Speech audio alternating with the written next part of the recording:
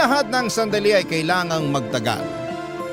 May mga oras na sapat na ang isang iglap para maranasan ang mga bagay na matagal na nating inaasam at pinapangarap. Ikaw, kabarangay, ano ang isang bagay na gusto mong maranasan kahit na isang saglit lang? Dear Papa Dudut, kumusta po kayo? Kung ako po ang tatanungin ninyo ay masaya ako ngayon kaya ako nagpadala ng sulat sa inyo. Masaya dahil naalis na sa puso ko ang isang butas na matagal ko nang dinadala. Isang butas na nagbigay sa akin ng labis na pangungulila at kalungkutan. Ngayon ay napuna na ang butas na yon, pero ang kapalit nito ay isang probation mula sa korte dahil sa isang kasalanang ginawa ko. Habang sinusulat ko ang sulat na ito ay kakatapos ko lamang sa probation na ipinataw sa akin matapos akong makagawa ng isang krimen. Pero bago ko ikwento sa inyo ang buong detalye ay nais ko munang magpakilala. Tawagin niyo na lamang po ako sa pangalang Glory, 28 years old. Lumaki ako sa isang mahirap at malaking pamilya. Siyam kaming magkakapatid, Papa Dudut. Panglima ako at katulad ng mga kapatid ko ay wala rin akong tinapos. Hanggang grade 6 lang ako noon. Street sweeper lang kasi ang nanay ko samantalang basurero naman ang tatay ko. Kaya wala sa priority nila ang edukasyon. Sa aming siyam, 2 lang ang nakapagtapos.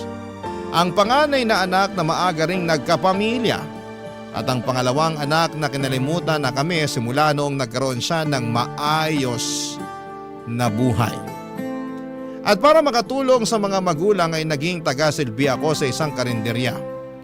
14 years old lamang ako noon pero batak na ang katawan ko sa mga mabibigat na trabaho. Maghapon akong naguhugas ng mga pinggan at pinaglutuan. Ako rin ang nagsisilbing serbedora na taga-abot ng pagkain sa mga customers at tagalinis ng kanilang pinagkainan. Sa paglipas ng panahon, ay unti-unti akong natutong magluto hanggang sa naging tagaluto na rin ako sa karinderyang yon, Papa Dudut.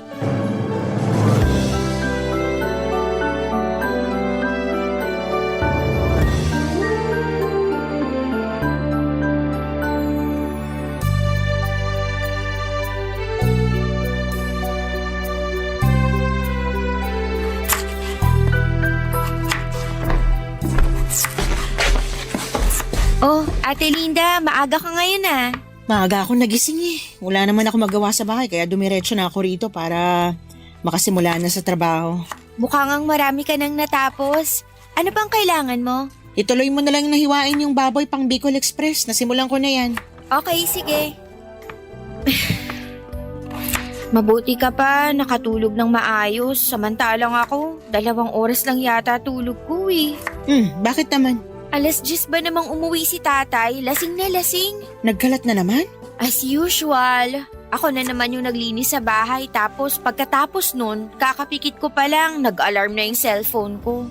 Kailan ba kasi matatauhan yung tatay niyo? Nakakaloka naman. Hindi na magbabago yun. Alak na yung tubig niya eh. Ang hirap ng ganyan. Kaya siguro dumami kayong magkakapatid kasi gabi-gabing lasing yung tatay niyo. Buti nga ka mo, hindi na nasundan yung bunso namin. Ay, hindi mo lang sure. Wag naman sana. Ano yun, kukumpletuhin nila yung 10 mga daliri? Hindi na nga kami kasya sa bahay. Ay, kapag ako yumaman, aalis din talaga ako sa bahay. Ang tanong, yayaman ka ba? Sa sinasahod natin araw-araw kahit magtrabaho ka pa buong buhay mo, patay ka na, di ka pa rin yumayaman. Malay mo naman, makapulot ako ng milyones dyan o di kaya manalo ako sa loto. Sa malas mong yan, sa tingin mo, makakatsamba ka ng ganon? Hindi ka nga tumataya sa loto eh. Kung sa bagay, pinanganak nga pala ako sa mahirap na pamilya.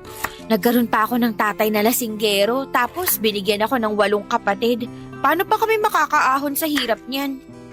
Minsan talaga minamalas tayo pagdating sa kapalaran. Wala tayong magagawa dyan, bawi na lang sa next life. Siguro masamang tao ako sa previous life ko, kaya ako minamala sa buhay ngayon. Pakabait ka na lang ngayon para sa susunod mong buhay swertehin ka naman.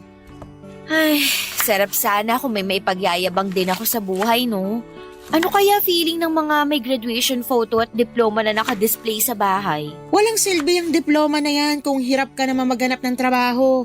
Ako nga, may diploma tapos wala namang maayos sa trabaho. Ano ba kasi nangyari? Bakit di mo pinurse yung tinapos mo? Malas din, katulad mo. Tsaka maaga ako nagkaanak eh.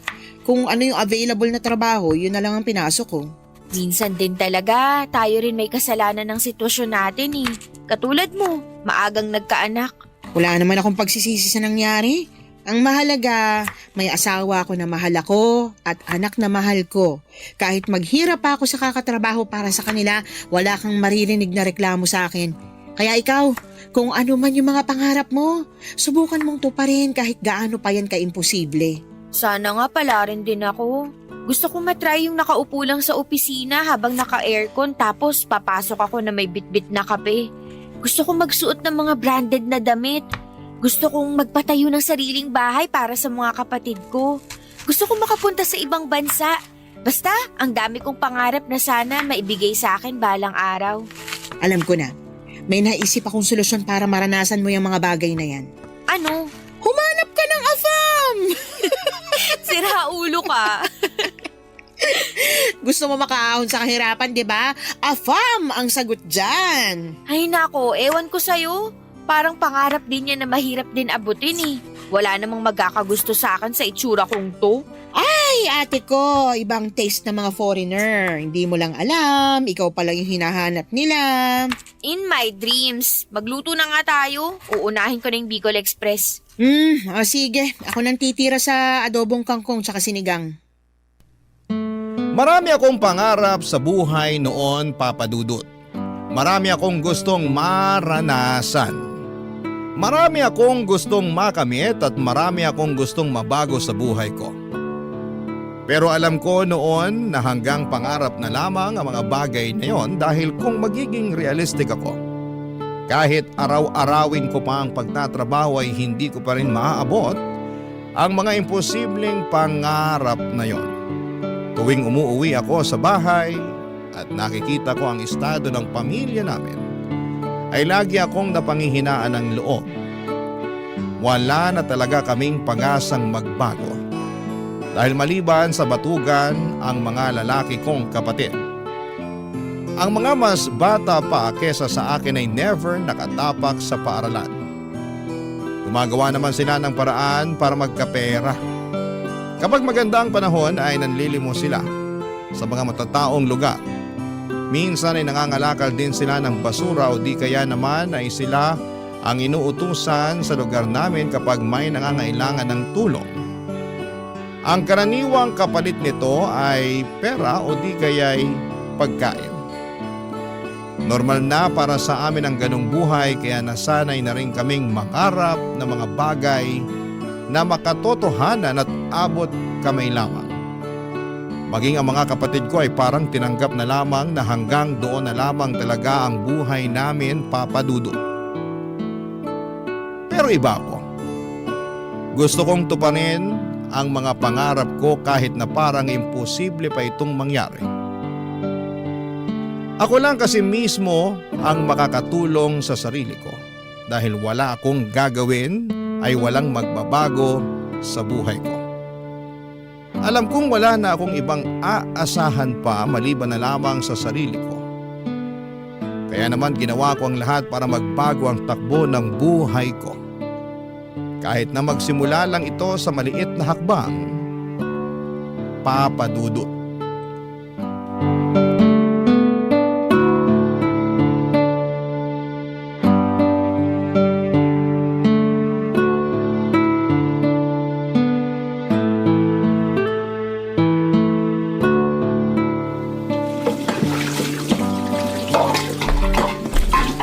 Glory, tapos ka na ba sa paghuhugas dyan para makapagsara na tayo? Malapit na, mga kutsara at mangkok na lang. Tulungan na kita dyan para matapos na.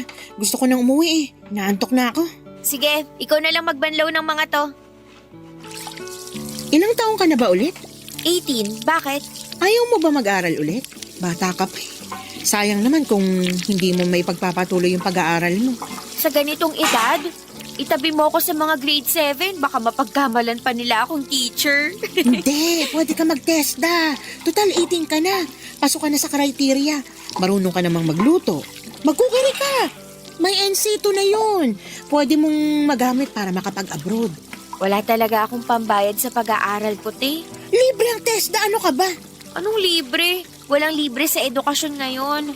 Oo, siguro wala silang tuition fee. Pero may mga babayaran pa rin yan. Tapos yung pamasahe ko papapunta para mag-aral.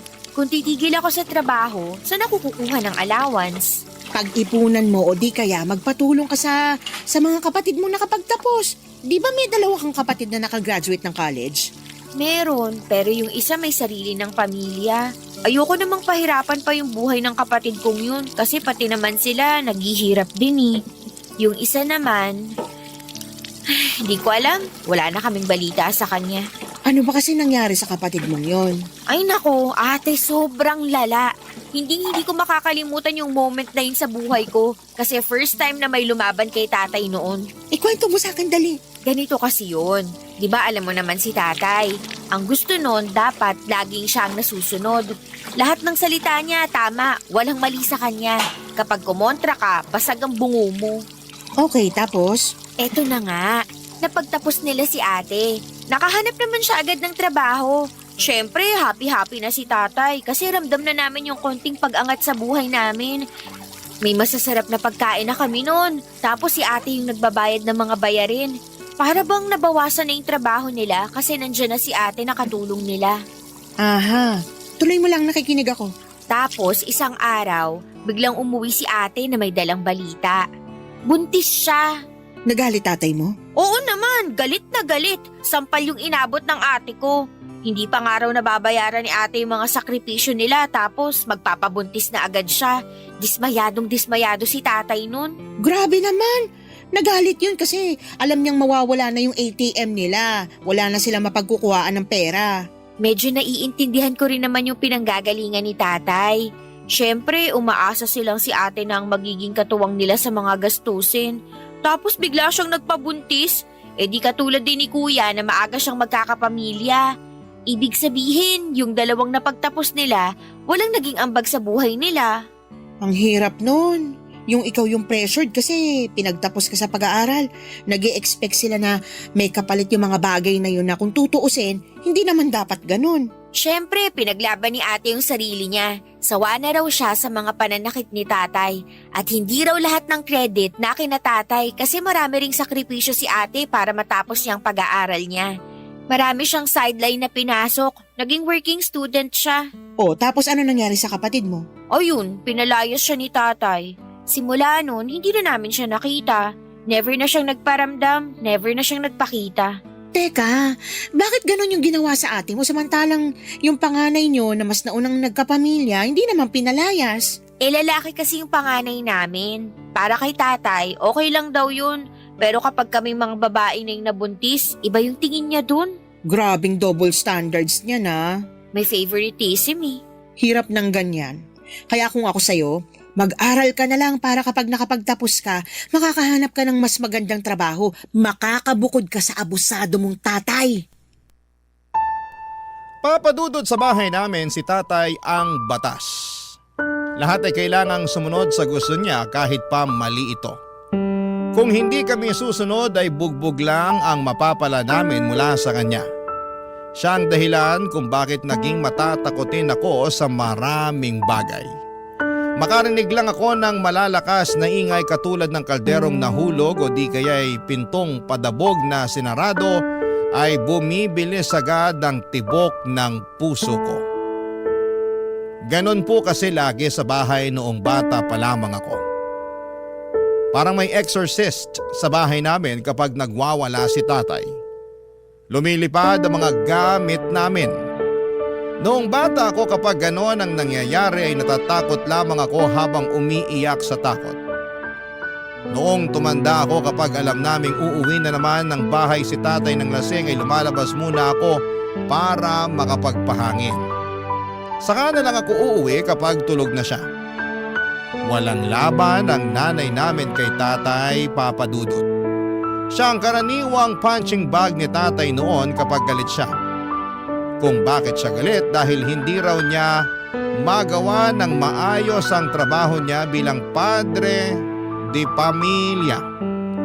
Sawa na raw siya sa pagiging mahirap at ang tanging ginagawa niya ay para ilabas sa mga hinanakit na yon ay ang mag-inom at magwala sa bahay. Malinaw pa sa mga alaala ko noon kung paano pinalayas ni tatay ang kapatid ko. Sobrang broken ako noon dahil isa si ate sa mga paborito kong kapatid. Siya ang laging nagbibigay ng pera sa akin noong bata pa lamang ako. Lagi niya ako nililibre ng pagkain. Noong pinalaya siya ay parang nawala na rin ako ng kakampi sa buhay. Papa Dudut, hindi ko maintindihan noon kung bakit gano'n na lamang ang galit ni tatay sa ate ko noong nabuntis siya. Pero noong lumaki ako ay gets ko na ang lahat, lalo na noong ako na rin mismo ang umuwi sa bahay na may dalang balita. Papa Dudut. Barangay Love Stories. Barangay Love Stories. May boyfriend ako noon, Papa Dudut. Nagtatrabaho siya bilang isang mekaniko. Katulad ko ay hindi na rin siya nag-aaral. High school lang ang tinapos nito, 16 years old lamang siya noon, samantalang ako naman ay 18 years old. Una ko siyang nakita noong kumain sila ng mga katrabaho niya sa karinderya namin. Sa sumunod na araw ay pasara na kami noong humabol siya para kumain. Dahil maraming natirang ulam noong araw na yon ay nagboluntaryo akong pagsilbihan na lamang muna siya dahil alam kong madadatnan ko na naman si tatay sa bahay ng lasing. Pinauna ko na noon si Ate Linda at ako na ang nagsarado ng karinderya. Habang kumakain, nagkwentuhan kami tungkol sa buhay-buhay. Wala na siyang magulang at ang nagpalaki sa kanya ay ang tito niya na siyang nagmamay-ari ng maliit na auto repair shop sa lugar namin. Simula noon ay sa karinderya na siya araw-araw na kumakain. Mabilis na gumaan ang loob ko sa kanya dahil lagi niya akong kinukumusta noon, Papa Dudut. First time ko lang magkaroon ng kakilalang tao na concern sa kapakanan ko. Never akong tinanong ng mga magulang at kapatid ko kung kumusta ako. Tanging siya lang ang nangungumusta sa akin. Kalauna niligawan niya ako at sinagot ko naman siya, Papa Dudut. Ang boyfriend ko na ang naging takbuhan ko kapag puno ako ng problema. Kapag masyadong makalat ang pag-iisip ko, pumupunta ako sa bahay nila para magkaroon ng kasangga. Naging tago ang relasyon namin ng boyfriend ko, Papa Dudut. Alam ko kasi na kapag nalaman ni tatay na may boyfriend ako ay magagalit siya. Ganon kasi ang nangyari sa pang-anim kong kapatid. Noong nalaman niyang may boyfriend ito ay binugbog niya hindi lang ang kapatid ko kundi pati na rin ang boyfriend nito. Tumagal ang relasyon namin ng 7 buwan hanggang sa isang araw, napansin ko, Papa Dudut, na unti-unting may pagbabago sa katawan ko.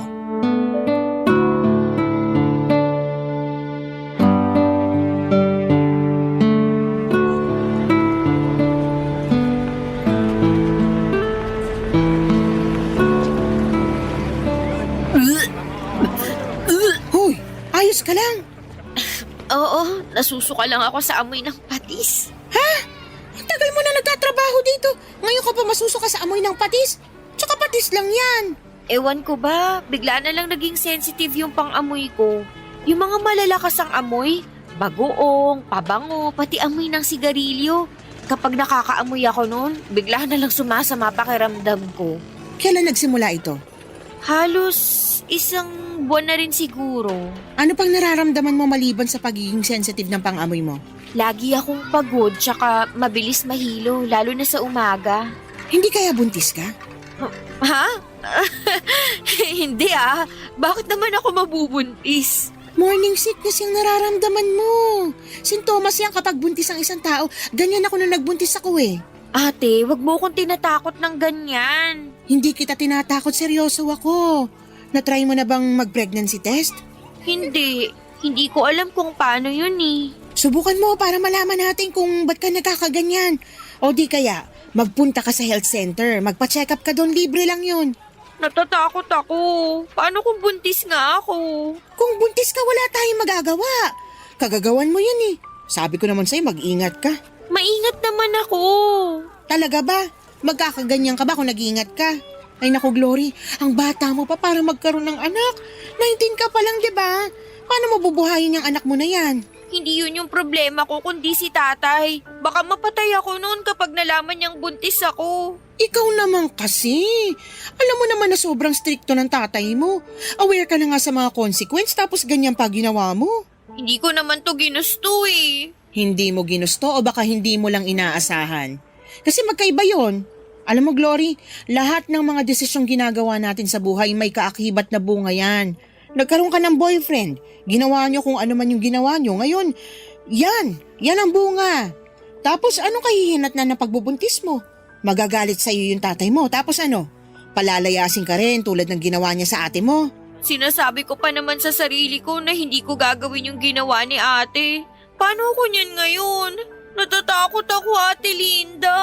Baka palayasin din ako ni tatay. Hindi ka ba matutulungan ng nanay mo? Wala namang laban si nanay kay tatay eh. Lagi lang siyang nakasunod sa mga desisyon ng tatay namin. Kumpirmahin mo muna kung buntis ka nga talaga. Saka mo nalang problemahin yung mga bagay na yan kapag alam na natin kung ano talagang estado mo. Paano kung buntis nga talaga ako? Anong gagawin ko niyan? Alam ko yung takot na nararamdaman mo ngayon. Normal lang yun. Normal lang malito o malungkot pero hindi mo kailangang harapin to ng mag-isa. May boyfriend ka naman, hindi ba? Magtulungan kayo. Eh paano kung pati siya hindi niya alam gagawin niya? Ilang taon na ba tong boyfriend mo? 16. Naku, Diyos mio. Ang babata niyo pa. Talagang magagalit talaga tatay mo niyan. Paano niyo bubuhayin yung baby kung sakali? Hindi ko rin alam. Ate, tulungan mo ko. Ay, limitado lang yung maitutulong ko sa'yo. Pero huwag kang mag-alala. Hindi kita pababayaan. Tutulungan kita sa abot na makakaya ko. Salamat, ate. Basta, magpa-check up ka muna para alam natin ginagawa natin. Hihingi ako bukas ng day off kay boss para makapunta ako sa center. Mabuti pa para malaman agad natin kung buntis ka ba talaga o hindi. Hala, sige, ako na dyan. Doon ka na nga lang sa mga plato, magpunas ka. Tsaka ihanda mo na rin yung mga kubyertos. Sige, pero ate, kung sakali mang buntis talaga ako, pwede bang isikreto na lang muna natin to? Oo naman. Magtiwala ka lang sa akin, wala makakaalam ng sikreto mo. Tsaka, wala naman ako sa lugar para ipagkalat yung buhay mo. Salamat. Papadudot kumpirmado na buntis nga ako. Halos maiyak na ako sa kaba noon habang palabas ako ng center dahil sa mga nalaman kong balita. Hindi ko alam kung papaano ko ito sasabihin sa pamilya ko lalong-lalo na sa tatay ko. Ayokong matulad sa ate ko na napalayas at naging mapag-isa sa buhay. Hindi kasi ako katulad ng ate ko na madiskarte. Kapag ako ang pinalayas, wala akong ibang matutuluyan. Wala rin naman akong gaanong kaibigan na matatakbuhan maliban sa boyfriend ko. Pagkatapos kong magpa-check up sa health center ay dumiretso ako sa boyfriend ko. Busy siya noon sa inaayos niyang motor noong kinausap ko siya. Sinabi ko sa kanya ang totoo na nabuntis niya ako. Kitang-kita ko sa mga mata niya ang magkahalong dismaya at takot. Hindi niya inaasahan ang balitang yon, papadudot. Doon din ay inamin niya sa akin na hindi raw niya kayang buhayin ang bata. Hindi pa raw siya ready na maging ama dahil masyado pa siyang bata. Hindi nagtagal ay unti-unting nagbago ang ugali ng boyfriend ko sa akin. Palagi na niya akong iniiwasan. Ayaw niyang makipagkita sa akin at kapag magkasama naman kami ay ayaw niyang pinag-uusapan namin ang tungkol sa baby. Hindi nagtagal ay hindi na nagparamdam pa sa akin ang boyfriend ko. Noong oras ding yon ay parang gumuho ang mundo ko. Ang inaasahan kong kakampi sa mga problemang kinakaharap ko ay bigla na lamang akong iniwanan. Ibig sabihin noon ay mag-isa na naman akong haharapin ang mga pagsubok na ito. Totoo nga na wala akong ibang maaasahan kundi ang sarili ko lamang dahil sa dinadala kong problema ay hindi na ako nakapag-concentrate sa trabaho ko at agad yung napansin ni Ate Linda, Papa Dudut.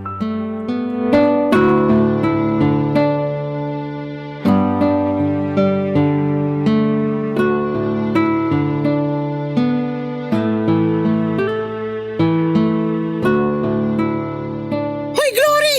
Anong ginagawa mo? Papalitan ko lang po tong tubig sa water dispenser. Wala nang laman. Hoy! Ako na dyan! Ano ka ba? Bawal magbuhat ng mabibigat na bagay ang buntis. Itabi mo na yan. Ako na magpapalit yan mamaya. Ganun ba? Hindi ko alam eh. Magsain ka na lang ng kanin para mamayang gabi. Paniguradong dito na naman kakain yung mga taga-construction. Sige, dadalawahin ko na ba? Isa na lang muna. May laman pa naman yata yung malaking rice cooker eh. Oo, meron pa. Isa na lang muna. Gamitin mo yung maliit. Oh, nga pala. Wala na ba talagang paramdam yung boyfriend mo? Wala na. Parang di na ako kilala nung taong yun eh. Bata pa kasi kaya walang pananagutan. Pero dahil siya ang ama, nasa batas yan na dapat suportahan niya yung bata ano man ang mangyari. Hindi naman ata nasusunod yung batas na yan eh. Kaya maraming lalaki dyan na anak ng anak tapos kayang iwan yung mga anak nila kasi wala namang nangyayari dyan sa child support na yan. Sa bagay, totoo naman. Sa bahay niyo, wala naman silang napapansin tungkol sa'yo. Wala. Ganun kami sa bahay eh. Walang pansinan kaya mahihirapan silang malaman na buntis ako. Hindi nga nila ako makumusta eh. Di madali lang pala itago yung tiyan mo kung sakali. Kaso, ang problema ko kapag nanganak na ako, paano natin itatago yung bata? Yun ang totoong problema. Willing naman akong kupkupin kayo ng anak mo kung sakali pero pansamantala lang yun. Ipalaglag ko na lang kaya to hanggat maaga pa. Hoy, gusto mo bang mapunta sa impyerno? Tsaka, illegal ang abortion dito sa Pilipinas, makukulong ka niyan. Mas gugustuhin ko na lang makulong kaysa harapin ko yung tatay ko kapag nalaman niya yung totoo. At least sa kulungan, libre ang tirahan at pagkain dun. Ay, nahihibang ka na talaga. Hindi talaga ako nagbibiro. Hindi mo nga pwedeng gawin yun. Papatay ka ng tao dahil lang sa takot mo sa tatay mo. Hindi ko alam. Siguro natatakot lang ako na baka wala akong mapuntahan kapag pinalayas ako sa bahay. Ganito na lang, may naisip ako. Ano? Ipaampun mo yung bata. Marami mag-asawa dyan na naghahanap ng batang aampunin. Mas maganda yun kasi hindi mo lang bibigyan ng chance yung bata na mabuhay. Mabibigyan mo rin siya ng mas maayos na pamilya. Kanino ko naman siya ipapaampon? May alam akong kumadrona na may kontak sa mga taong naghahanap ng maaampun na anak. Gusto mo bang kausapin ko siya? Sige, mas maganda yun. Ipapaampon ko na lang yung bata. Pero sigurado ka na ba dyan? Sigurado kang hindi mo ito pagsisisihan sa huli? Hindi, sigurado na ako. Nasasabi mo lang yan kasi hindi mo pa totally nararamdaman yung bata dyan sa tiyan mo. Pero once na nagkaroon na kayo ng koneksyon ng bata tapos kapag naipanganak mo na siya, iba na yung feeling na mararamdaman mo. Baka malaki yung chance na magbago pa yung isip mo. Hindi na magbabago ang pasya ko. Desidido na ako. Ipapaampon ko yung bata. Tama yung sinabi mo. Mas magandang solusyon yun kasi mapupunta siya sa taong kaya siyang alagaan. Kesa naman maiwan siya sa akin, hindi ko siya kayang buhayin. May 9 na buwan ka pa para pag-isipan yung desisyon mo. Huwag ka masyadong magpadalos-dalos. Tandaan mo ha, minsan ka nang nagkamali dahil sa mga desisyong hindi mo pinag-iisipan ng maayos. Basta, kung ano man yung mangyari, sure ka na may kakilala kang pwedeng umampun sa anak ko? Madali na lang yun. Ang problemahin mo na lang muna sa ngayon, yung maitago mo ng maayos yung bata sa tiyan mo para hindi ka mahuli. Madali lang niya maitago sa ngayon dahil maliit pa pero paano kapag lumaki na yan? May plano na ako para dyan. Tsaka marami akong bilbil, hindi ito mahahalata. Basta kapag nagkabukingan, nandito lang ako na pwede mong takbuhan ha? Salamat. Kung wala ka, hindi ko na talaga alam ang gagawin ko. Para na rin kitang kapatid eh. Sa tagal natin magkasama dito sa karinderya, wala na yun sa akin. Hala, magsaing ka na. Napakwento na naman tayo dito nang wala sa oras. Heto na, magsasaing na. Ganon na nga ang ginawa ko, Papa Dudut. Hanggat maaari ay umiwas ako sa bahay para hindi nila mahalata ang paglaki ng tiyan ko. Mabuti na lang at medyo malaki rin ako ng panahong yon kaya pwede kong irason na taba lang ang dahilan kung bakit malaki ang tiyan ko. Mas dinamihan ko rin ang pagkain ko para mas lalo pang lumaki ang katawan ko at masabayan nito ang paglaki ng tiyan ko. Bumili rin ako ng malalaking damit sa ukayan para maitago ko ang pagbubuntis ko. Kapag naman nasa bahay ako ay lagi akong mapag-isa sa kwarto o di kaya ay tumatambay ako sa labas at saka na lamang uuwi kapag patulog na ang mga kamag-anak ko. Sa kabutihang palad na itago ko naman ang pagbubuntis ko ng maayos. Walang nakaalam sa sitwasyon ko noon maliban sa boyfriend ko at si Ate Linda. Noong nag-labor ako sa kalagitnaan ng gabi ay tiniis ko noon ang sakit. Gusto ko mang sumigaw. Sa sakit na nararamdaman ko ay hindi ko magawa dahil baka magtaka ang mga kasama ko sa bahay. Buong magdamag ay sinikap kong itago ang nararamdaman ko. Kinakausap ko pa si baby na huwag munang lumabas at antayin na lamang niya na mag-umaga. Nakinig naman si baby noong lumiwanag na ay agad akong lumabas ng bahay bago pa magising sina tatay. Tinawagan ko si Ate Linda para kontakin ang kakilala niyang komadrona. Pagdating ko sa bahay nila ay nakahanda na ang lahat. Doon ko pinanganak ang baby ko, Papa Dudut. Barangay Love Stories. Barangay Love Stories. Saglit ko lang nakapiling ang anak ko, Papa Dudut. At yon ay noong pinadede ko siya pagkalabas niya sa akin. Pagkatapos noon ay inihiwalay na nila sa akin ang bata para hindi na raw ako magkaroon ng koneksyon sa kanya. Baka raw kasi magbago pa ang isipan ko na ipaampon ito kapag nahagkan ko na ang baby ko na karaniwang nangyayari sa mga inang may bagong silang na sanggol. Bago kinuha sa akin ang anak ko ay napansin ko na may balat ito sa mukha niya sa ilalim ng kanyang kanang mata. Itim ito at mapusyaw na parang mapa ng Palawan. Napanaginipan ko pa yon noong nakatulog ako pagkatapos kong manganak. Pagkagising ko ay wala na sa bahay nila si Ate Linda at ang baby. Ang sabi sa akin, agad daw nilang tinawagan ang mag-asawang gustong umampon sa anak ko. Pagkarating nila ay inuuwi na nila ito kapalit ang paunang bayad sa bata. Saka ko na lang daw makukuha ang kalahati ng bayad kapag legal na nilang naampon si baby. Hindi ko alam pero nakaramdam ako ng kaunting kalungkutan noong nalaman kong wala na ang baby ko. Matagal ko pong inihanda ang sarili ko para sa bagay na yon dahil yun naman talaga ang plano. Pero iba pala ang feeling kapag nangyari na ito. 9 na buwan ko ring nakasama ang baby ko at ngayong wala na siya sa piling ko ay para bang napakalaki ng nawala sa akin. Simula noong araw na yon ay hindi na nawala sa puso ko ang lungkot na nararamdaman ko, Papa Dudut.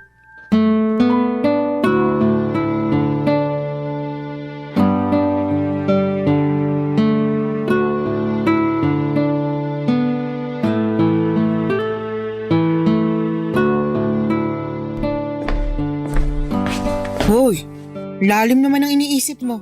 Ba't ka nakatunga nga dyan? Halika na, kumain na tayo. Ang tagal mo kasi, kanina pa kita inaantay. Inantay ko lang yung huling customer na makaalis para makapagsara na tayo. Gusto mo ba to? May natira pang bistek. Sa'yo na lang yan. Alam kong paborito mo yan eh. Okay na ako dito sa adobo. O sige, ikaw bahala. Kumusta na kaya yung baby ko? Ba't mo naman iniisip yan ngayon? Wala lang, curious lang ako. Sigurado akong nasa maayos ng kalagayan yung anak mo ngayon. Nakita mo yung umampon sa baby ko? Oo, sinamahan ko yung kumadrona nung sinundo nila yung baby. Alam mo ba kung anong pangalan nila? Hindi ko na tinanong, tsaka hindi mo rin naman pwedeng malaman yung pagkakakilanlan nila eh. Bakit naman? Sa pagkakaalam ko, may confidentiality pagdating sa ganyan. Kung tama ako, close adoption yung mangyayari. Closed adoption? Ano namang ibig sabihin nun? Closed adoption ang tawag kapag ayaw makipagkilala ng adoptive parents sa biological parents. Pero bakit naman? Ewan ko, for privacy siguro. Tsaka baka natatakot sila na baka isang araw, bigla ka na lang magpakita sa pintuan nila para kunin yung anak mo. Pero legal naman yung pag-ampon nila eh. kapag natapos na yun, wala na akong magagawa kahit gusto ko pang kunin yung anak ko. Kasi kapag natapos na yung adoption process, wala na akong karapatan sa bata. Totoo naman yun, pero irespeto na lang din natin yung gusto ng adoptive parents. Tandaan mo, sila ang nagligtas sa'yo mula sa problema mo. Nakatulong din naman ako sa problema nila eh. Nagkaroon sila ng anak dahil sa akin. Ayun nga, so pareho na kayong walang problema. Pareho na dapat kayong mag-move on. Ewan ko, para kasing ang bigat sa dibdib. Parang ang laki ng kasalanang ginawa ko. Para naman sa ikabubuti yung mag-ina yung ginawa mo. Bakit? Nagsisisi ka na ba sa ginawa mo? Sabi ko naman kasi sa'yo napag-isipan mo yung mabuti. Hindi naman ako nagsisisi, pero may konting panghihinayang lang ako nararamdaman. Nakakalungkot lang na sa ganun na uwi yung lahat. Hindi ako namatayan, pero ganito pala yung mawalan ng anak. Siguro, iniisip mo ngayon na wala akong paki sa bata kasi ang bilis ko nag-decide na ipaampon siya. Hindi naman ganun yung iniisip ko sa'yo. Wala ka lang talaga kasing choice. Saglit ko lang siya nahawakan, pero parang ang tagal na naming nagkasama. Siyempre, 9 na buwan mo siyang kinarga. Kahit papaano, nagkaroon na kayo ng koneksyong dalawa. Alam mo, noon, kapag malungkot ako at mag-isa, yung baby sa tiyan ko yung kinakausap ko. Siya yung tanging kasama ko sa mga oras na kailangan ko ng suporta. Kung dumating lang sana siya kung kailan ready na ako, na kaya ko nang ipaglaban ang sarili ko, siguro hindi ako mawawalan ng anak. Kaso ang aga niyang dumating eh. Matuto ka na lang sa nangyari. Wala man lang kaming picture sa isa't isa. Ang bilis din kasi ng mga pangyayari. Nung nanganak ka, tinawagan na agad nung kumadrona yung mag-asawa. Pero siguro, mas makakabuti na rin yun para mabilis ako makalimot kung sakali. Tama, mas maganda nga yun. Alam mo, ate, kung hindi nawalay sa akin yung anak ko, siguro papangalanan ko siyang Elias. Uy, in fairness, ang ganda ng pangalan na yan. Ano kayong pangalan binigay nila sa anak ko? Ay naku, Glory, kung ganyan laging tumatakbo sa isip mo, hindi mo magagawang mag-move on. Palayain mo na yung anak mo. Patawarin mo na yung puso mo sa nangyari para sa ganun makapagsimula ka na ulit. Ang hirap. Alam mo, kumain na lang tayo para makauwi na rin tayo. Gusto ko nang humilata. Feeling ko, kailangan mo lang ng tulog para mawala na yung bumabagabag sa isip mo. Papadudot ng anak ako ng walang nakakaalam maliban kay Ate Linda. Ang sekreto namin yon ay naitago namin ang mahabang panahon. Mabilis na dumaan ang mga taon at kahit nawala man sa isipan ko ang tungkol sa anak ko ay nanatili pa rin siya sa puso ko. Kahit na taon na ang lumipas ay hindi pa rin nawala ang butas sa puso ko. Pakiramdam ko ay hindi ako buo dahil alam kong may kulang sa akin. May lagi akong hinahanap na hindi ko mawari kung ano. May mga pagkakataon noon tuwing dapit hapon at papalubog na ang araw. O di kaya ay tuwing gabi kapag tahimik na ang paligid ay nakakaramdam ako ng labis na kalungkutan at pagkalumbay. Noong mga panahong yon ay hindi ko alam kung ano ang rason kung bakit ako nakakaramdam ng ganon. Dala-dala ko ang emosyong yon hanggang sa tumanda na ako, Papa Dudut. Noong mga panahong yon ay wala na ako sa karinderya at bumukod na rin ako mula sa mga magulang ko. Nagtatrabaho na ako noon bilang tindera ng milk tea at shawarma sa tapat ng isang eskwelahan. Katulad ng buhay ko noon, nanatili akong mahirap. Ang mga pangarap ko noong bata ko ay nanatili na lamang na pangarap. Alam kong hindi ko na maaabot ang mga bagay na yon at tanggap ko na kung anuman ang buhay na meron ako. 7 buwan pa lang ako sa trabaho ko noon nung isang grupo ng kabataan ang tumambay sa shop namin. Isa sa mga batang nakaagaw ng pansin ko dahil sa balat nito sa mukha. Katulad ito ng balat ng baby ko. Parang mapa ng Palawan. Parang nakaramdam ako ng lukso ng dugo noong time na yon. Bumilis ang tibok ng puso ko at parang naging emosyonal ako. Kamukha niyang ex-boyfriend ko mula sa mata at hugis ng kanyang ulo at kuhang-kuha niya ang mukha nito. Hindi man ako sigurado pero alam kong siya yung anak na ipinaampun ko, Papa Dudut. At yon ay kinumpirma ko noong bumisita si Ate Linda sa shop, Papa Dudut.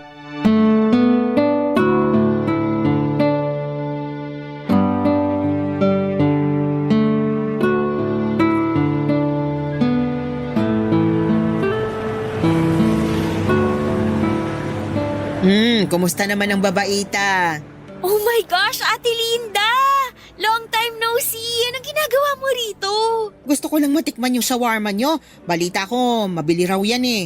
Paano mo pala nalaman na nandito ako? Sa Facebook! Lagi ko kaya nakikita mga selfie mo. Oh, na-miss kita.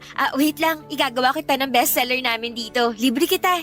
Ayun no, yan ang gusto ko. Mabilis lang ba yan? Mabilis lang to. Maupo ka muna dyan. O sige. So, kumusta ka na? Eto, medyo umayos-ayos naman ang buhay ko. Hindi na katulad ng dati na hirap pagdating sa pera. Sana all, may asawang promoted. Congrats pala. Nakita ko yun sa FB post mo. Hey, salamat. Ikaw naman, single ka pa rin ba hanggang ngayon? Oo, patuloy pa rin sa paghabol ng pangarap kahit mukhang mahirap nang abutin. Naku, ikaw pa. Kayang-kaya mo yan. Heto na yung merienda mo. Tikman mo, masarap yan. Salamat. Alam mo ate, may kukwento ako sa'yo. Ano yan? Naaalala mo pa ba yung anak ko noon na pinaampon natin? Oo naman, naalala ko pa siya. Bakit mo na itanong? Nakita ko yung bata. Talaga ba? Paano mo naman nalaman na siya nga yung anak mo? Basta naramdaman ko na lang. Diba alam mo naman yung feeling ng ina kapag nakita yung anak nila? Ganon yung naramdaman ko. Lukso ng dugo? Oo, parang ganon. Paano ka naman nakakasiguro na siya nga yung anak mo? Sa lawak ng Metro Manila, sa dami ng mga tao dito. Ang swerte naman kung bigla na lang kayong pinagtagpo ng tadhana. Naaalala mo yung balat sa mukha ng baby ko? Ganon na ganon yung balat ng batang nakita ko. Nakausap ko siya isang beses. 9 years old na raw siya. Sakto yun sa edad ng baby na pinanganak ko noon. Wala ka pa ring pruweba na yun nga yung anak mo. Meron. Siya mismo nagkwento sa akin na hindi siya totoong anak ng mga magulang niya. Ganon daw ka-honest yung mga magulang niya sa kanya, kaya habang bata pa, inamin na nila yung totoo. At paano mo naman nalaman yung mga bagay na yan? May tiwala sa akin yung bata. Sukoy ko kaya silang magkakaibigan dito. Nako, Glory ha, hindi ko gusto kung saan papunta tong usapan na ito. Bakit naman? Masaya lang ako na makita yung anak ko na nasa mabuti siyang kalagayan. O tapos, kung anak mo talaga siya, anong gagawin mo ngayon? Hindi ba dapat nakalimutan mo na siya ngayon? Hindi mo na dapat siya iniisip kasi iba na yung mga magulang niya, hindi na ikaw. Oo, alam ko. Pero gets mo naman ako, di ba? Ina ka rin at walang inang makakalimot sa anak niya. Pero iba kasi yung sitwasyon mo. Kahit ano pa yung sitwasyon ko, anak ko pa rin siya. Hindi naman siguro masama na makapiling ko siya kahit ilang saglit lang. Huwag mo sabihin sa akin magpapakilala ka sa kanya bilang totoo niyang ina.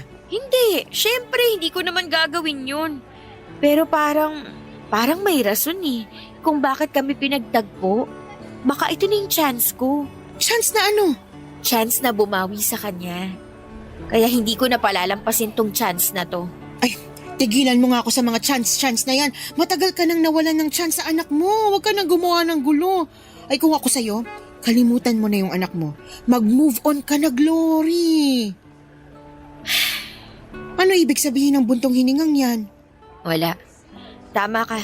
Tama lahat ng mga sinabi mo. Pero nandito na siya eh. Abot kamay ko na siya. Ay bahala ka. Basta pinagsabihan na kita ha. Huwag kang gumawa ng ikakapahamak mo. Huwag kang mag-alala. Wala akong gagawing masama. Papa Dudut, naging regular customer ko ang mga batang tinutukoy ko. Tuwing nakikita ko sila ay sumasaya ang puso ko at gumagaan ang loob ko. Isang hapon habang uwian na ang mga bata ay dumaan sa shop ang bata para bumili ng milk tea niya. Noong oras na yon ay isang ideyang pumasok sa isipan ko.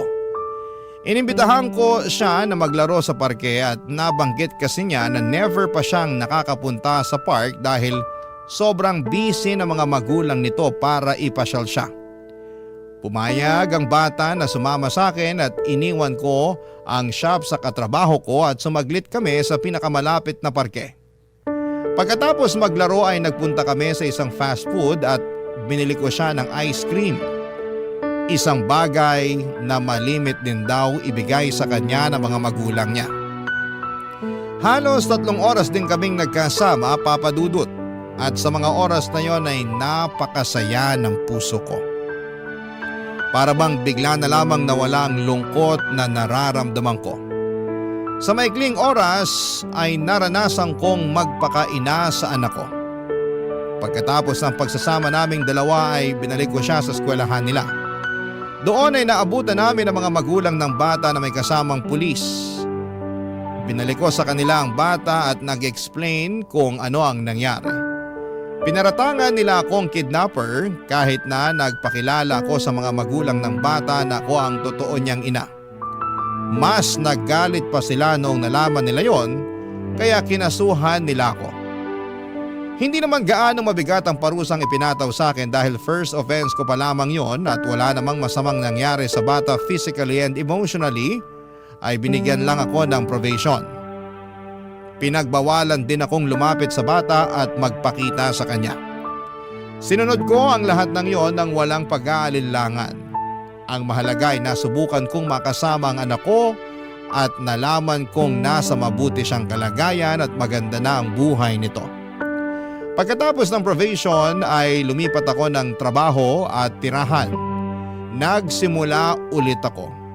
Pero sa pagkakataong ito ay magaan ang loob ko dahil unti-unti ko na ring napapatawad ang sarili ko. Dito na po nagtatapos ang sulat ko, Papa Dudut. Maraming salamat po. Ang inyong forever kapuso at kabarangay, Glory. Anong say mo sa Barangay Love Stories na ito? Pagkwentuhan natin sa comment section yan. Ang mga kwento ng pag-ibig, kwento ng buhay, at kwento ng pag-asa dito sa Barangay Love Stories. Love Stories. Kung kayo ay bubuo ng pamilya, dapat ay magkasama kayo ng iyong kapareha sa hirap at sarap. Hindi yung sa hirap mo lang siya gustong makasama at sa sarap ay maghahanap ka na ng iba. Ikaw, kabarangay, gaano ka ba kaloyal sa iyong kinakasama? Dear Papa Dudut, may mga tao na todo-todo magmahal. Yung bang binansaga na silang martir dahil hindi nila magawang bitawan at iwanan yung taong iniibig nila. Pero sila rin yung mga tao na matiisin at mapagpasensya. Yun bang kahit paulit-ulit nang sinaktan ay nahahanap pa rin sa kanilang puso ang magpatawad. Hanggang ngayon ay naniniwala pa rin ako na kahit kailan ay hindi kahinaan ang magmahal. Bago po ang lahat ay tawagin niyo na lamang po ako sa pangalang Lala, 33 years old, taga Sariaya, Quezon. Pero dati ako nagtatrabaho at tumira sa Pasig. Programa ninyo, Papa Dudut, ang tumulong sa akin upang magkaroon ng libangan o mga panahong huminto na ako sa pagtatrabaho dahil nagkaanak na kami ni Roy. Nagkakilala kami taong 2019 noong nag-factory worker ako sa pinagtatrabahuhan niya, kung saan delivery truck driver naman siya. Tulad ng ibang love story ay mabilis kaming nagkapalagayan ng loob. At dahil pareho naman kaming single ay naging madali sa aming mapalapit sa isa't isa. Noong nabuntis ako ay tinira niya ako sa bahay ng nanay sedes niya. Pangako sa akin ni Roy na pag-iipunan niya ang pambukod namin. Umasa ako sa sinabi niya pero nagtatlong taong gulang na lamang ang anak namin ay hindi pa rin kami nakaalis sa poder ng nanay niya, Papa Dudut.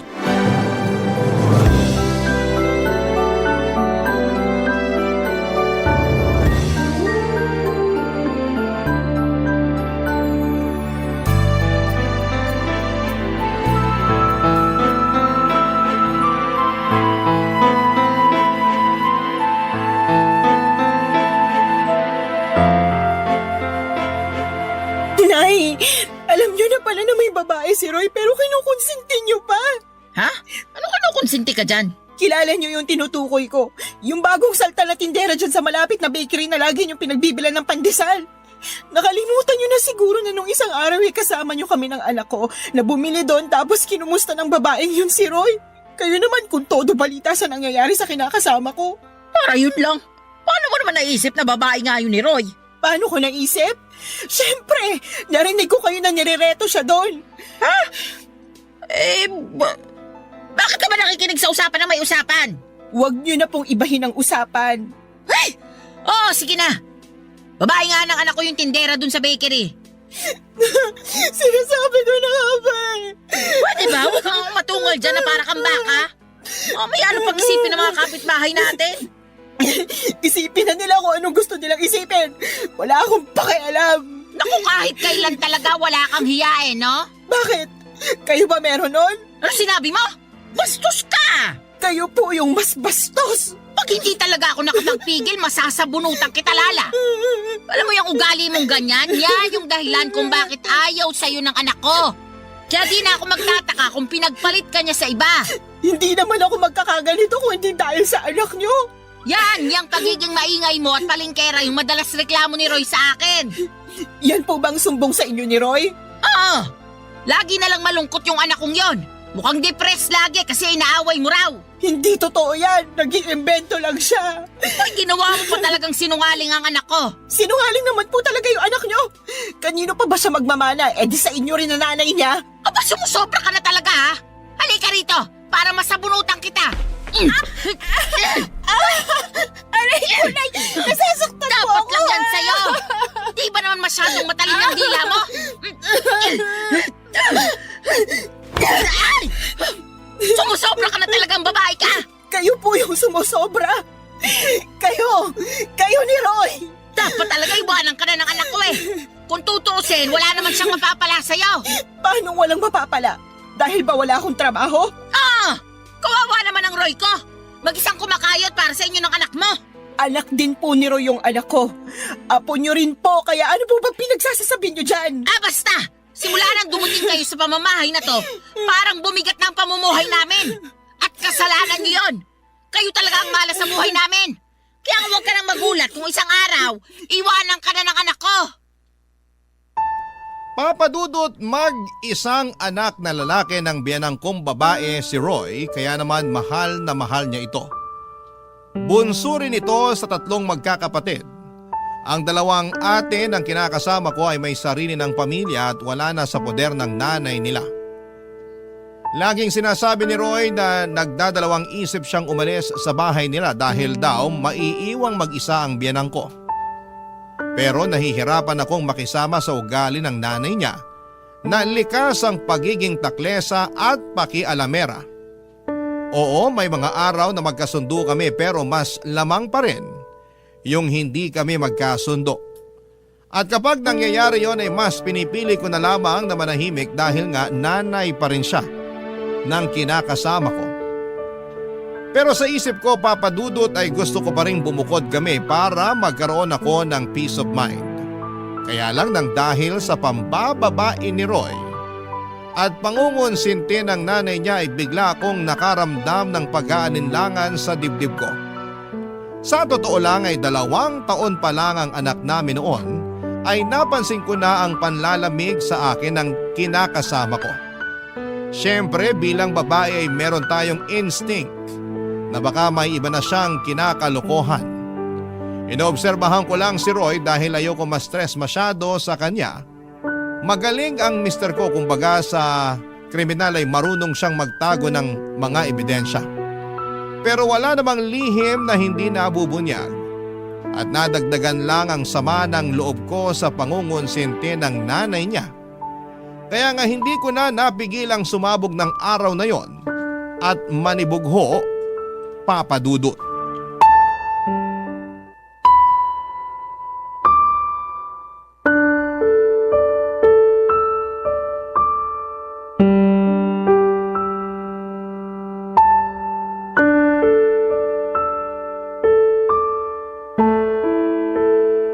Oh, yan lang sinweldo namin. Ano to? Anong ano yan? E di sweldo namin. 500? Bakit ito lang? Magagawa ko kung yan lang. Baka nakakalimutan mo na marami akong loan. Malamang kinaltas na dyan. Hindi ako naniniwala sa'yo. Patingin ang payslip mo. Ayoko nga. Anong ayaw mo? Wala na. Tinapon ko na. Roy naman, napakaliit nito. Alam mo namang may sakit yung anak natin, di ba? E akala ko ba magaling na siya? Hindi naman tumalab yung halamang gamot na pinainom ng nanay mo sa kanya. Hindi nawala yung lagnat niya. Natatakot na ako baka kung ano ng sakit ng anak natin. Masyado ka namang OA. Ayos lang yung anak natin. Paano magiging ayos? Pabalik-balik nga yung lagnat niya. Tsaka ako pa talaga yung OA, ha? Para ka namang hindi nag-aalala sa anak mo? Nag-aalala rin ako. Pero anong magagawa ko kung yan lang ang sinahod ko? Pagkasyain mo na lang. Dalhin mo sa public hospital o center yung anak natin. Doon mo ipa-check up. Baka nga makalibre ka pa. Sige, susubukan ko. Ganyan nga. Subukan mo rin manghingi ng libreng gamot. Malamang bigyan ka rin doon. Oh, ano pang binubuntong hininga mo dyan? Akala mo ba hindi na ako nakakahalata? Nakakahalata sa ano ba? Na palagi na lang kakarampot yung perang binibigay mo sa amin ng anak ko. Anak naman ng teteng. Di ka ba nakinig? Sabi ko, kaltasan ngayon. Kaya yan na lang natira. Ang sabihin mo, binigay mo yung pera mo dun sa babae mo. Ha? Ano bang pinagsasasabi mo dyan? Kunwari ka pa. Akala mo yata hindi ko alam na naglalandian kayo ng tindera dun sa bakery na laging pinagbibila ng nanay ng pandesal. Oh, paano naman tayo napunta dun? Huwag mo akong gawing tanga. Wisit naman, Lala. Ano bang iniiyak-iyak mo? Nakuha mo ba akong tanungin alam mo naman sa sarili mo yung dahilan? Araw-araw na lang na ginawa ng Diyos na pinararamdam mo sa akin na hindi mo na ako mahal. Pero alam mo yung mas masakit? Pati yung anak mo na sarili mong dugot laman wala ka na rin pakialam. Pwede ba? Pagod ako ha. Galing na nga ako sa trabaho oh. Bad trip na nga ako na maliit sweldo ko tapos mas babad tripin mo pa ako. Galing daw sa trabaho, lukoy mo lelang mo. Aba, talaga naman. Akala mo talaga sa akin pinanganak kahapon ano? Tingnan mo nga, anong oras na? 12:00 na ng madaling araw. Sinabi mo sa akin kanina na tuwing gantong araw wala kayong delivery sa malayo. Kaya wag na wag mong maidadahilan sa akin na dun ka ginabi. Sabihin mo inuna mo pang pumunta sa babae bago umuwi rito sa bahay. Ay, nakakasira ka talaga ng ulo na babae ka. Dami mong alam. Dami mong satsat. Bakit? Dahil ba 500 lang binigay ko sa'yo? Isa na rin yun sa mga dahilan. Ewan ko sa'yo. Buti pa matutulog na ako. Taga, hindi pa tayo tapos mag-usap, Roy? Ayaw na kitang kausap. Kainis ka. Ikaw pa talagang may ganang mainis? Malamang. Pagod na nga yung tao tapos sinermonan mo pa. Di ka na lang magpasalamat may inabot ako sa'yo. Meron pa naman tayong makakain hanggang sa susunod na sweldo ko. Masyado ka lang talagang mapaghanap.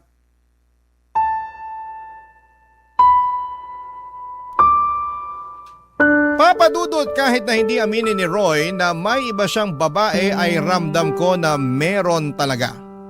Lalo pa na sumasala na siya sa pagbibigay sa amin ng anak niya.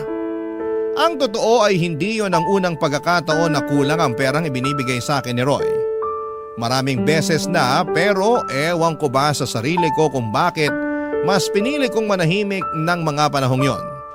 Pakiramdam ko tuloy ay nasanay na lamang si Roy kaya paulit-ulit na niyang ginagawa.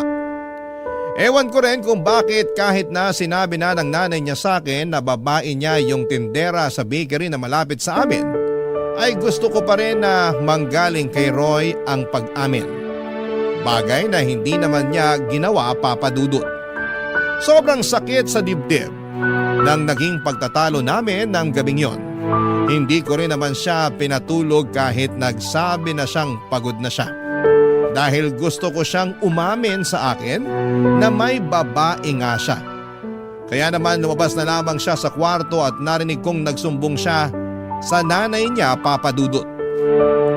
Pagkalipas ng ilang minuto ay kinatok ako sa kwarto ng biyenan ko at tinawag palabas. Noong nasa sala na kami ay doon niya ako sinermonan. Marami siyang sinabi na mga masasakit at hindi maganda sa akin, Papadudot. Halimbawa na noon ay masyado raw akong mapaghanap samantalang hindi naman ako ang nagtatrabaho. Sinabi rin niya na kung totoong may pinagkakagasosang ibang babae si Roy ay kasalanan ko naman daw dahil hindi na ako kaakit-akit sa paningin ng asawa ko. Ininsulto na naman niya ang katawan ko na masyado raw mataba kaya nagawa akong ipagpalit. Papa Dudut. Barangay Love Stories. Barangay Love Stories.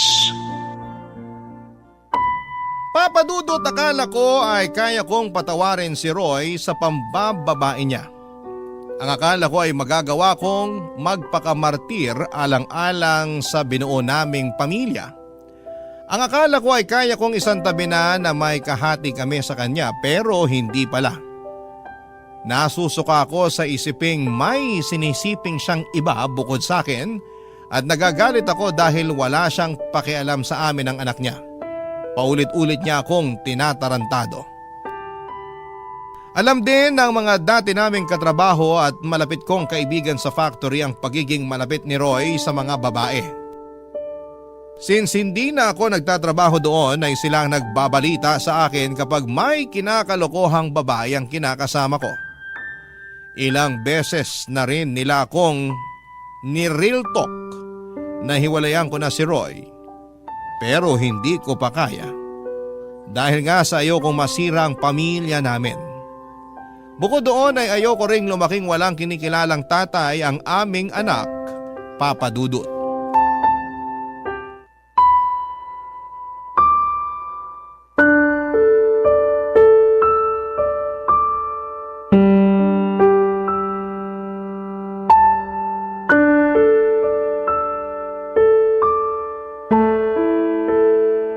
Lala, masayiin mo nga yung likod ko. Sakit na eh. Busy ako. Anong busy? Tulog naman anak natin. Ano pa bang gagawin mo? Marami. Magsasampay pa ako ng mga damit natin. Akala ko naman tapos ka na maglaba. Hindi pa. Kasi pinakain ko pat pinatulog yung anak natin. Mabuti sana kung tinutulungan mo ko kaso hindi naman. Pagod ako. 6 na araw kaya ako nagtrabaho. Ngayon na nga lang day off ko, patutulungin mo pa ako sa'yo sa paglalaba. Oh, edi sana ikaw na lang muna nagpakain sa anak natin. Sana tapos na ako sa pagsasampay. Bakit ko gagawin yun? Pagod nga ako. At trabaho ng mga babae yun. Alam mo ikaw? Oh, ano na naman? Wala. Balik na ako sa pagsasampay. Sandali lang. Masayiin mo muna likod ko. Hindi ka ba nakakaintindi? Magsasampay pa nga ako ng mga labahan natin. Naiintindihan ko naman. Pero pwede bang mamaya na lang? Mamayain ko mukha mo eh. Bakit ka ba ganyan? Bakit ako ganito? Nakuha mo pa magtanong? Hindi mo ba halatang napapagod na ako? Kaya nga mamaya ka na magsampay. Masayiin mo muna ako. Wow ha? Akala ko naman pagpapahingahin mo ko. Yun pala uutusan mo lang din ako. Yan talagang ugali mo yung ayaw ko eh. Reklamador. Tapos magtataka ka kung bakit nagawa kong tumingin sa ibang babae. Ano sinabi mo? Sabi ko, reklamador ka. Kung ako reklamador, ano ka pa? Tsaka kapal din ang apog mong sabihin na kasalanan ko kung bakit ka tumingin sa ibang babae. Oh, edi inamin mo rin sa akin na may iba ka nga. Akala ko alam mo na. Bintang ka pa nga ng bintang sa akin nun. Hindi bintang yon. Inamin mo na nga, di ba? Ibig sabihin totoo. Oo, naisip ko lang na wala na akong dapat itago pa. Saka di naman tayo kasal eh. May karapatan akong tumingin sa iba. Kasi wala naman akong pananagutan sa'yo. Ano? Naririnig mo ba yung sarili mo? Walang pananagutan sa akin eh, may anak tayo, Roy! Oo, pero magkakaanak na rin kami ni... Ano sinabi mo? Pwede bang kumalma ka muna? Nakakagulat ka naman eh. Bigla-bigla kang sumisigaw. Aray ko! Bakit ka ba nangahampas? Tanong-tanong ka pa eh, kulang pa nga yung pangahampas ko sa'yo. Tsaka kapal na mukha mong sabihin sa akin na nabuntis mo yung kabit mo. Nakakadiri ka. Ano sa palagay mo dapat na maging reaksyon ko, ha? Matuwa ako? Magpa-party ako at ipaglatag ka ng red carpet kasi magkakaanak na kayo ng kalantari mo? Hindi naman, pero... Alam mo, ayoko na. Ha? Anong ayaw mo na? Ayoko na ng ganitong buhay kasama ka. Pagod na ako kung alam mo lang. Hindi ito yung klase ng pagod na madadaan sa tulog. Papahinga, wasak na ako dahil sa ginagawa mo sa akin. Kung makapagmalaki ka pa, na kaya ka tumingin sa iba ay dahil sa pagiging reklamador ko, kapal mo talaga, Roy. Saan ka pupunta? Wala ka na doon. Basta, aalis na kami ng anak mo sa pamamahay na to. Lala naman, wag mo naman gawin sa akin to. Bakit hindi? Hindi mo naman na kami mahal eh. Saka sabi mo magkakaanak na kayo ng babae mo. Eh di doon ka na. Congratulations sa inyo ah. Uy, seryoso ba talaga yan? Iiwanan niyo ako ng anak natin? Correction, anak ko lang. Simula sa araw na to, hindi mo na sa anak. Hindi ka na niya tatay. Hindi mo na rin ako live-in partner dahil tapos na tayo! Papa Dudut, galit na galit ako kay Roy nang malamang kong nabuntis niya ang kalantari niyang babae. Pakiramdam ko ay dobling beses niya akong pinagtaksilan. At hindi ko naisip na meron pa palang mas ilalala ang kaya niyang gawing pananakit sa akin. Ang sama-sama niya, Papa Dudut. Durog na durog ako ng mga panahong yon at iyak ako ng iyak, pero alam ko na wala na rin naman akong magagawa pa. Yun ang naging hudyat para magkalakas ako ng loob na makipaghiwalay kay Roy. Alam ko na mas priority talaga niya ang pambababae niya kesa sa amin ang anak niya, Papa Dudut. Ilang taong ko ring pinagtiisan ang hindi pagiging mabuting padre de pamilya at provider ni Roy. Dagdagan pa ng pangungonsinti ng nanay niya na sobrang perpekto sa mga ginagawang kabalbalan ni Roy, Papa Dudut. Ayoko na. Pagod na ako. Sinagad na ni Roy ang pasensya ko kaya naman mabilis akong nag-alsa baluta ng araw na yon at umuwi kami ng anak ko sa bahay ng Mama Berta ko na nasa Quezon Province.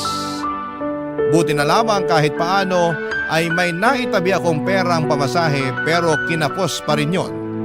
Kaya nagpasundo na lamang ako kay Mama sa terminal ng bus, Papa Dudut.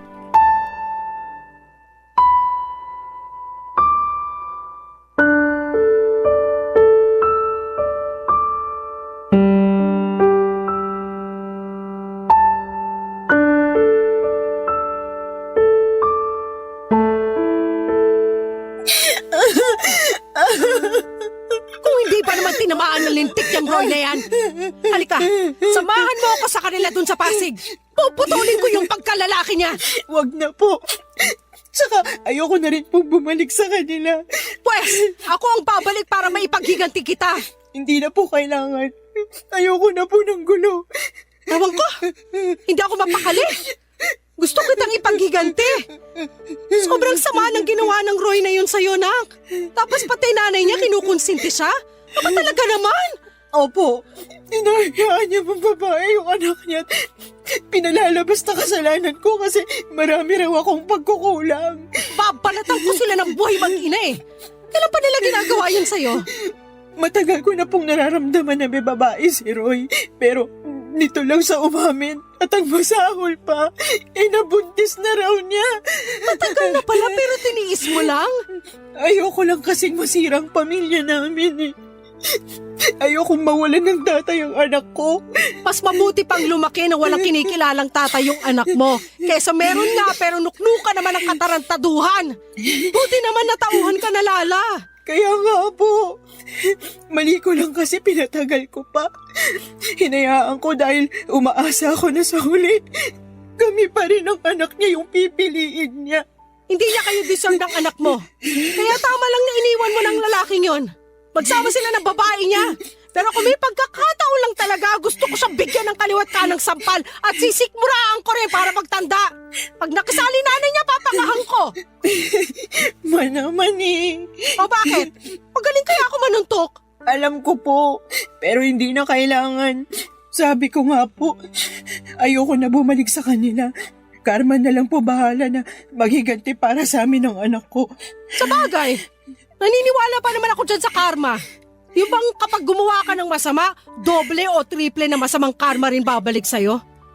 Buti na lang talaga naisipan mo ng hiwalayan ng manlolokong yun. At umuwi kayo rito ng apo ko. Kasi welcome naman kayo rito sa bahay.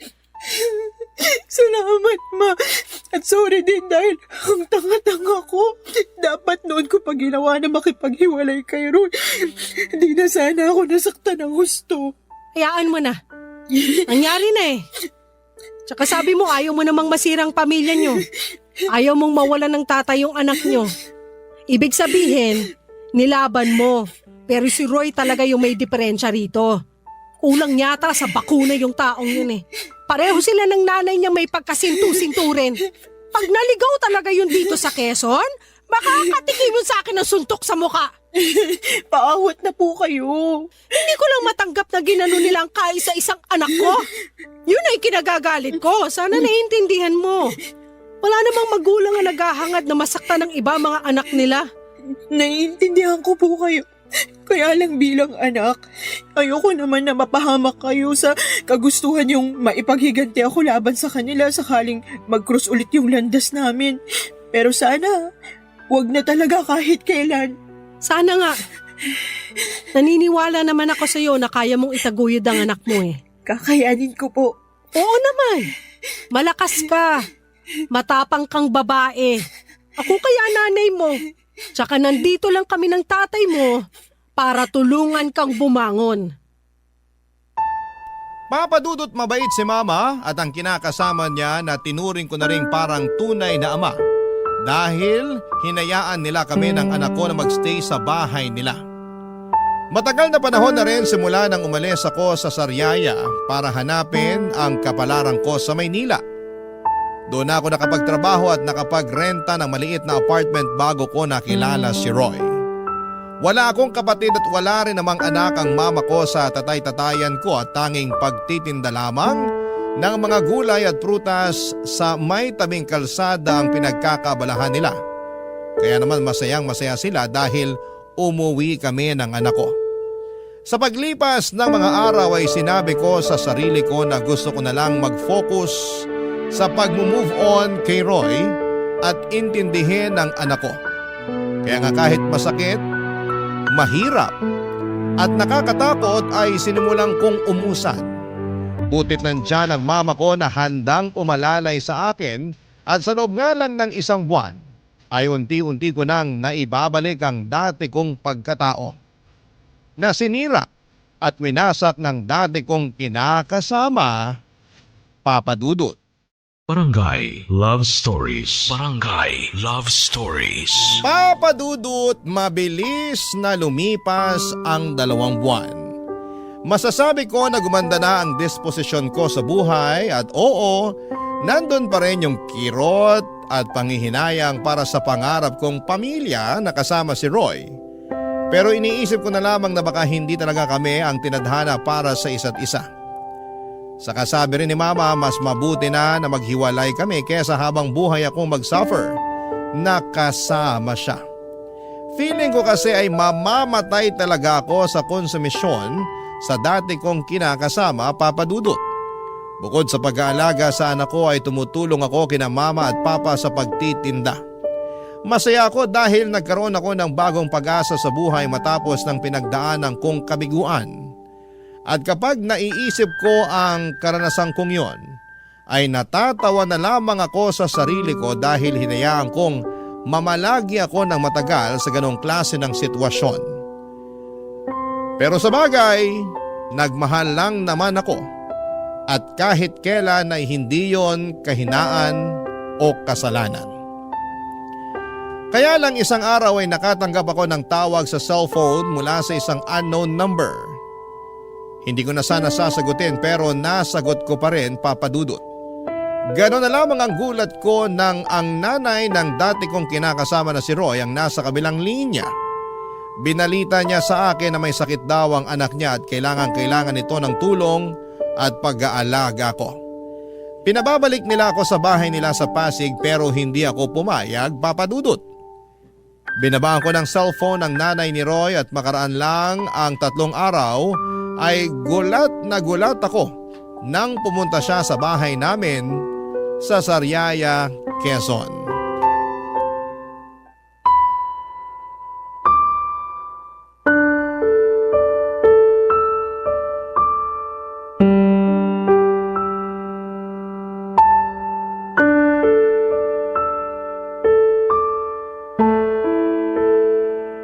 Nay, tuloy po muna kayo.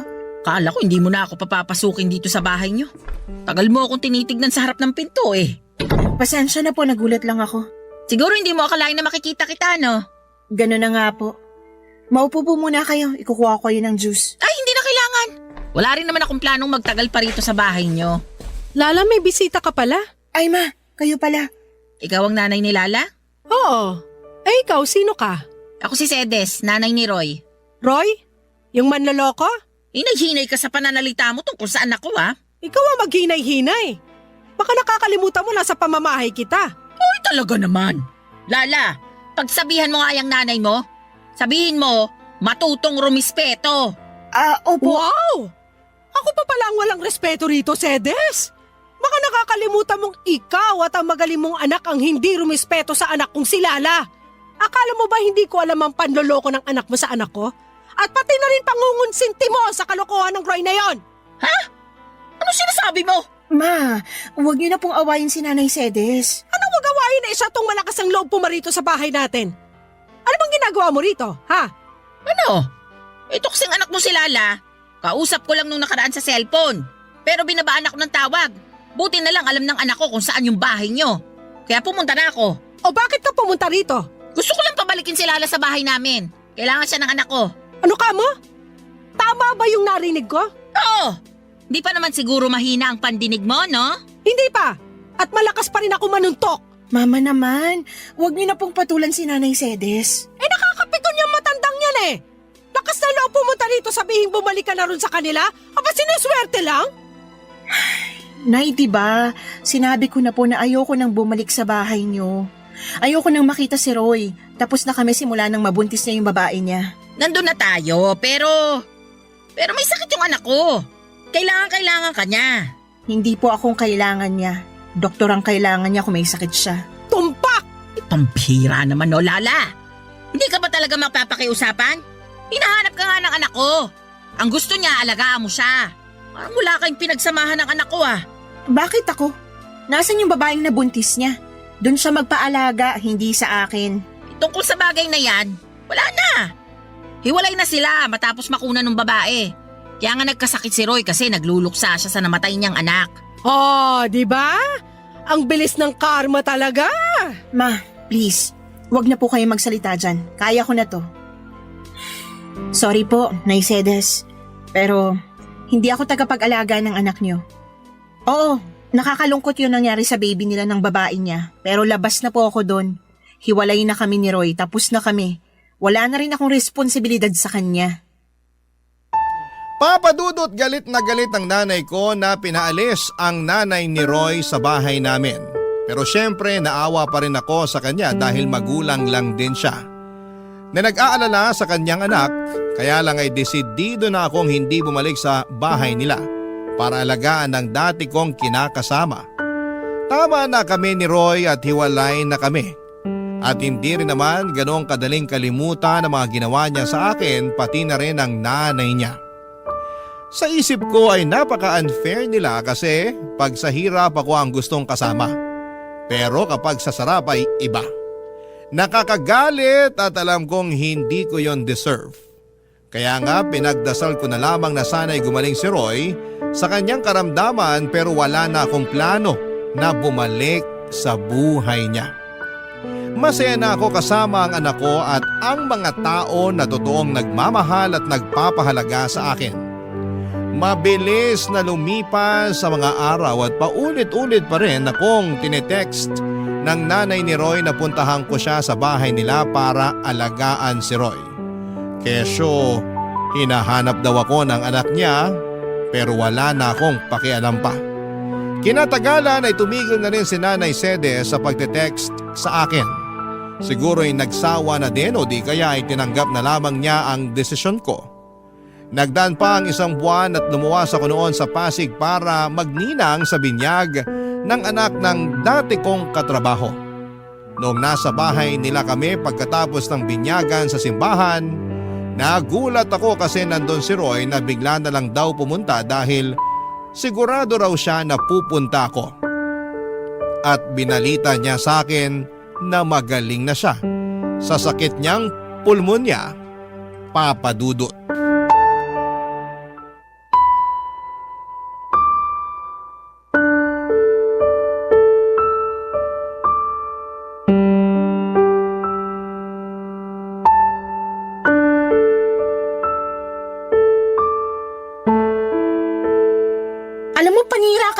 ikaw eh. Sorry na. Surihin mo mukha mo. Nagpunta ako rito para makita mga dati kong katrabaho, hindi ikaw. Alam ko naman yun pero ito na lang yung paraan na naisip ko para makausap ka. Hindi mo na rin kasi sinasagot yung mga text at tawag namin sa'yo ni nanay. Ay, sorry ha. Hindi ko na rin natatanggap. Nakablock na kayo sa akin. Ang kulit nyo kasi mag-ina eh. Hindi mo na ba talaga kami mapapatawad? Yung nanay mo, napatawad ko na. Pero ikaw, hinding-hindi. Lakas ng tama mo, no? Nakuha mo pa talagang itanong sa akin ang bagay na yan? Umaasa pa rin kasi ako na magkakabalikan tayo. Siraan na lang ang tuktok ko pag binalikan pa kita. Pero may anak tayo. May karapatan pa rin ako sa bata. Hindi ka naman nagpakatatay sa anak natin eh. Ayaw mo nga na alagaan siya, di ba? Dami mo pa nung dahilan, kesyo pagod ka. Nagawain ko yun kasi babae ako. Nakakapikong ka na. Kaya nga nagbabagong buhay na ako. O, anong gagawin ko sa pagbabagong buhay mo? Lala naman, wag mo naman gawin sa akin to. Gagawin ko kung anong gusto kong gawin. Ikaw nga, ginawa mo lang din noon yung gusto mo eh. Alam ko naging siraulo ako. Alam ko marami akong pagkukulang sa inyo ng anak natin. Pero pinagsisisihan ko na yun lahat. Hindi mo na ba ako pwedeng patawarin? Hindi mo na ba ako pwedeng bigyan ng pangalawang pagkakataon? Binibigay lang ang pangalawang pagkakataong sinasabi mo sa mga taong deserving. Pero ikaw, hindi ka kasama sa mga taong yon, Roy. Huwag ka nang umasa na makikipagbalikan pa ako sa'yo dahil matagal na tayong tapos. Maawa ka naman sa akin oh. Naawa ka ba sa akin nung niloko mo ako? Naawa ka ba sa akin nung pinagmukha niyo kung pangit ng nanay mo para lang makonsinti ang pambababae mo? Hindi naman, di ba? Kaya sabihin mo, bakit ako maaawa sa'yo? Mabuti pa umalis ka na. Lala naman, huwag mo akong paalisin. Anong wag paalisin? Eh, hindi ka naman imbitado rito. Tsaka sinisira mong araw ko, nakakainis ka na. Gusto ko lang naman mag-sorry sa'yo. Wala nang magagawa yung sorry mo, hindi na ako makikipagbalikan sa'yo. Gusto mo bang lumuhod ako? Ano? Sige, luluhod ako. Tumayo ka nga dyan, nakakahiya ka. Wala akong pakialam kahit na nakakahiya pa tong ginagawa ko. Pero desperado na ako. Gusto kong magkabalikan tayo. Gusto kong magsimula ulit tayo ng panibagong buhay. Gusto ko na ulit magpakatatay sa anak natin. Tumayo ka na dyan, sabi eh. Tatayo lang ako kapag pumayag ka nang bumalik sa akin. Di wag kang tumayo dyan. Bahala ka sa buhay mo. Iwanan na kita. Sandali lang! Roy, napipik ko na talaga ako sa'yo ah. Isa pang pangungulit mo sa barangay na tayo mag-uusap. Sinabi ko na sa'yo na hindi na ako makikipagbalikan sa'yo. Pagod na ako sa relasyon natin. Ayoko na ulit mangunsumi sa'yo. Ngayon, kung totoo nga na nagbago ka na, eh di mabuti. Pero hindi ibig sabihin doon na natatapos yung mga kasalanan mo sa akin. Kung alam mo lang kung gaano kalalim yung sugat sa puso ko na kagagawan mo. Sana hindi na lang kita nakilala noon. Sana hindi na lang kita minahal.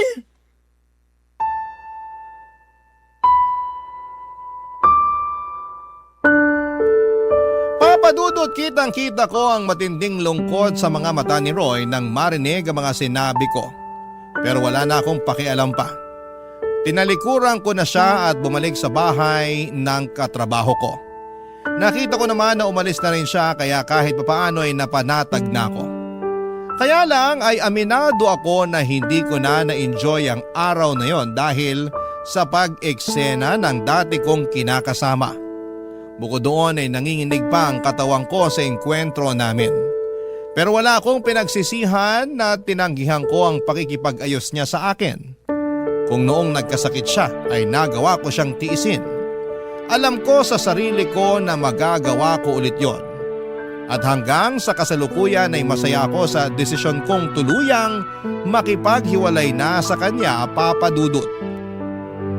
At ang huling balita ko ay nag-resign na raw siya sa pabrika na pinagtatrabahuhan niya. At hindi ko na alam kung ano na ang nangyari sa buhay niya. Basta sa ngayon ay focus na lamang ako sa sarili ko at sa aking anak. Maraming salamat po, Papa Dudut, sakaling mapili po ninyong basahin ang istorya ng buhay ko. Sana po'y kinapulutan po ito ng aral at inspirasyon ng mga kabarangay natin na huwag manatili sa mapang-abusong relasyon. Matuto tayong piliin ang ating sarili. Huwag tayong magpakamartir. God bless po sa inyong istasyon and more power, Papa Dudut. ang inyo forever kapuso at kabarangay, Lala. Barangay Love Stories. Barangay Love Stories. Anong say mo sa Barangay Love Stories na ito? Pagkwentuhan natin sa comment section yan. Nagustuhan ng iyong napakinggan? Ituloy yan via live stream sa www.gmanetwork.com/radio.